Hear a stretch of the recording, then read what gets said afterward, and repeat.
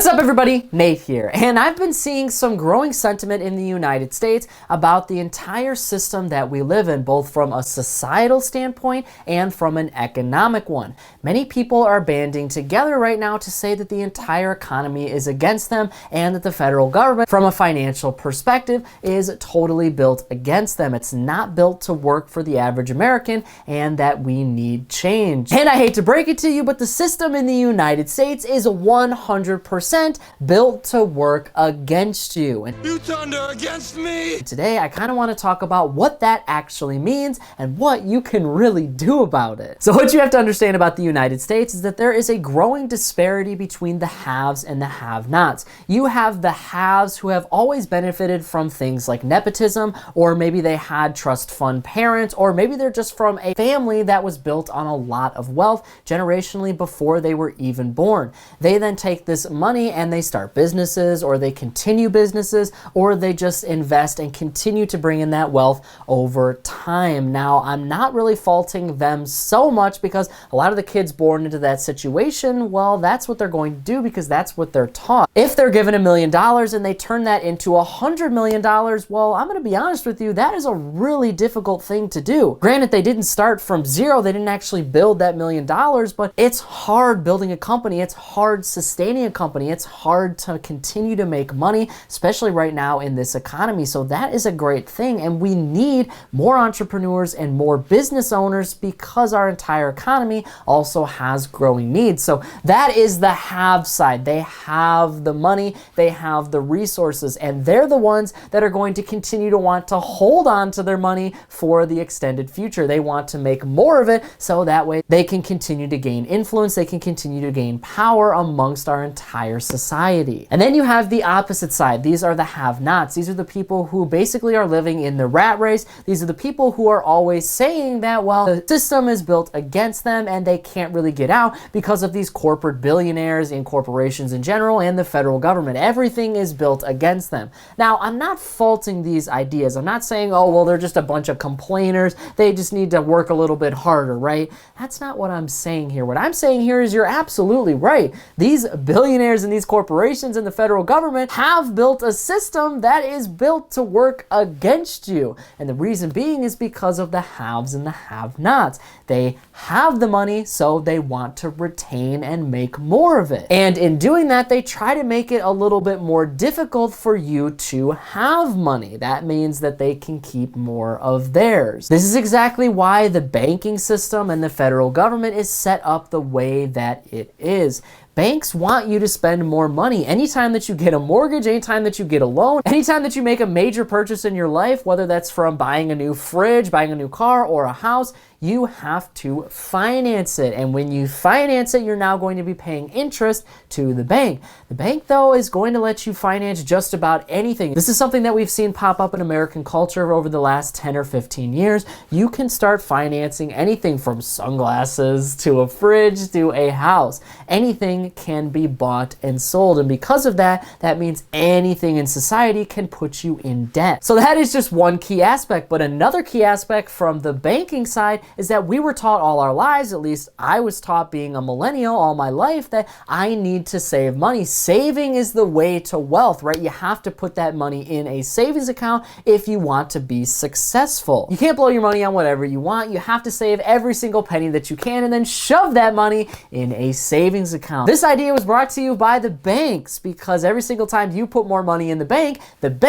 then takes this money out and loans it to other people looking to get mortgages, or takes that money and uses it as leverage in the stock market or in other types of assets. The bank gets richer every single time you put your money in a savings account, and you get a little bit poorer because of things like inflation. Inflation means the value of your money goes down every single year, and we have seen that over the last couple of years because of the pandemic and lots of money printing by the Federal Reserve.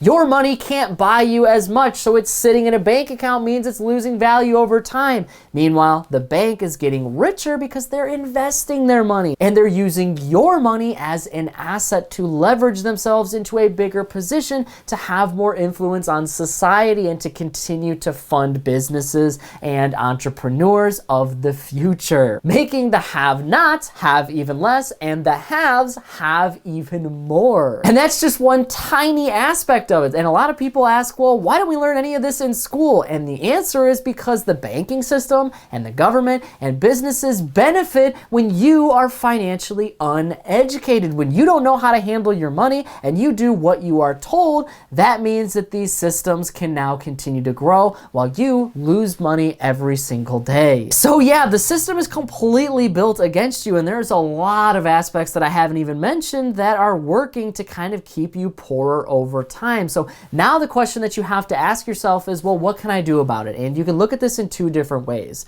You could spend your entire life trying to change the system. You could go and work on social programs and trying to be a better person yourself to try and really rearrange our capitalistic society and make it something that works better for all people. And there's definitely a movement for that, and that's something that you could definitely go towards and something that you could do, although the chances of it really working and being successful for everybody at the end of the day, I'm not really convinced if any sort of social structure or any type of economy, whether it be socialism or communism or capitalism, works 100% of the time. I think that we might need a combination of all different things in order for our entire economy to function for the people and for the billionaires, so the haves and the have-nots are a little bit more equal. But the fact of the matter is we are never going to get there because we have a system where the haves kind of control everything. And that sort of benefits the have-nots in a really indirect way because the haves actually create the businesses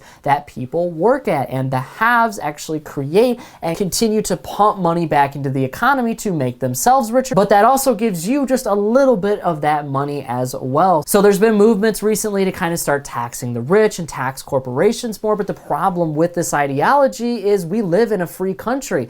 If a lot of these billionaires and corporations get taxed too much, well, then they just leave, leaving fewer businesses for Americans to work at. And sure, Americans could start their own businesses, but that would just kind of replace the problem that was already there with new billionaires, and they would just get taxed too, and they would just end up leaving as well. And then you just have money pouring out of your economy, meaning that the people who currently live here are going to be facing a lot more inflationary pressures because the government is going to have a bigger deficit, meaning they have to print more money, and more money just means more inflation. So that's not really a perfect system either that's going to work. The other thing that you can do is financially educate yourself. You can look at the system and realize that it benefits the haves. And what you need to do is just focus on what these billionaires and millionaires and corporations and government actually do with their money. A lot of people say, well, I can't become a billionaire, I can't become a millionaire. And the fact of the matter is it might be really difficult for you to get that, but how does 6 figures plus sound? How does having $500,000 extra in your bank account sound? While you might not end up becoming a millionaire at the end of the day, you might end up getting a whole bunch of cash, which is way more than you had before,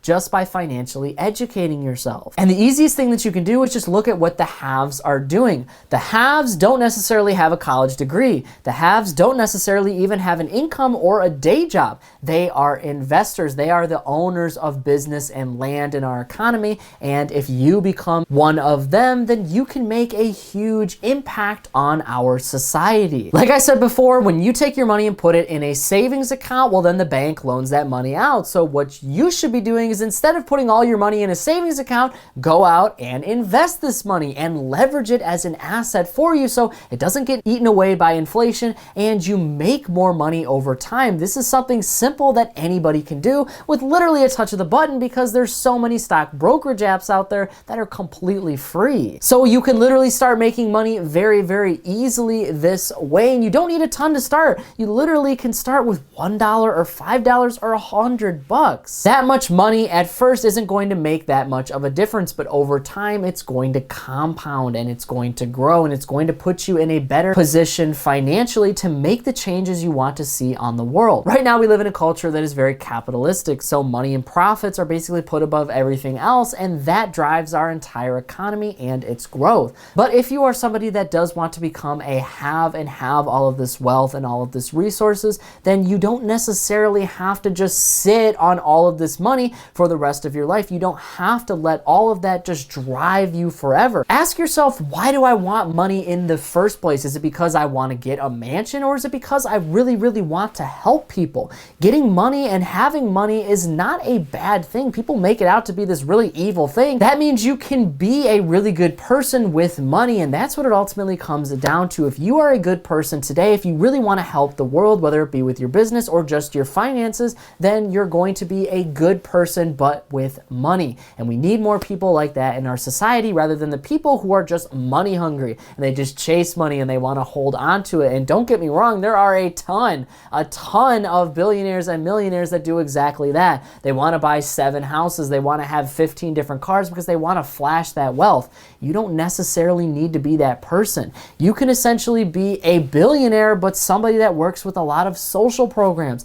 and gives out a ton of money. We need more capitalists like that actually want to help society get driven forward, so that way there's a lot more money that can circulate around for every single person. But in order to do that, we have to have a capitalistic society that allows that opportunity in the first place. And like I said, you just being financially educated and watching your money and looking at what these billionaires and corporations are doing with their money is going to allow you the opportunity to go out and make money of your own. That way you can be financially successful and you can make changes on the world, whether that be in your own personal life or for the lives of millions of others. The system is rigged. There is no doubt in my mind about that, and there are so many examples out there, but I firmly believe that if you spend more time trying to work within the system, and once you're in it, you can make changes at that point, but it's really, really difficult for you to make changes from the outside. And honestly, I don't know if a lot of the changes that you can make from the outside are honestly going to really fix anything. If anything, it might just hurt our country. So again, you need to kind of look at the role that money plays in your own life. Money is a powerful tool. We can use it to do a variety of different things. It will not make you happy on your own, but it can definitely extend your happiness and get things that you want and make changes that you see fit for the entire planet. Life is not fair. Working really hard like your parents did or your grandparents did is not going to be able to afford you a home by itself anymore. It really just depends what you're doing with your time, what you're doing with your money, and what you are focusing on. And I can guarantee you, the more financially educated you are, the more financial success you will see in life. But it starts with you. You can't just sit there and say, well, the entire system is rigged against me, I'm never going to get ahead in life, but also say, I'm not going to financially educate myself. I refuse to. I'm going to continue to stay in the rat race. I'm going to continue to work and do what I've been doing, and I just hope that that works out. You cannot have both. And once you make that decision, you will finally be on the pathway towards financial success. But what you actually do from that point on is not a money problem. It's a you problem. But that is it for today's business and financial news breakdown. Thank you so much for watching. If you want to stay up to date with all the top business and financial news from around the country, our team puts together a free daily newsletter, and you can subscribe to it by clicking the link in this corner right here. And if you want to stay up to date with me and everything else happening in the business and financial world, I'm putting out updates 7 days a week over here on this channel, and I've actually got another one ready for you right here, so be sure to check that out before you go. That is it for me, everybody. Be kind out there, and I'll see you all in the next one.